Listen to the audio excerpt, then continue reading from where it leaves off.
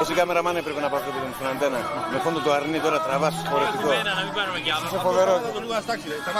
Πάλι να θα βγω έσταξε. Πού έσταξε ρε? Το βγάλαμε το λάδι αυτό μου ρε. Το βγάλουμε ρε.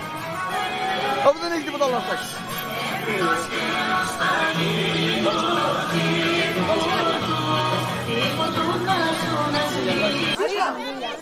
Μαρία, πες τα μαντήλια, εσύ τι έφερε τα μαντήλια. Ξέρεις τα μαντήλια.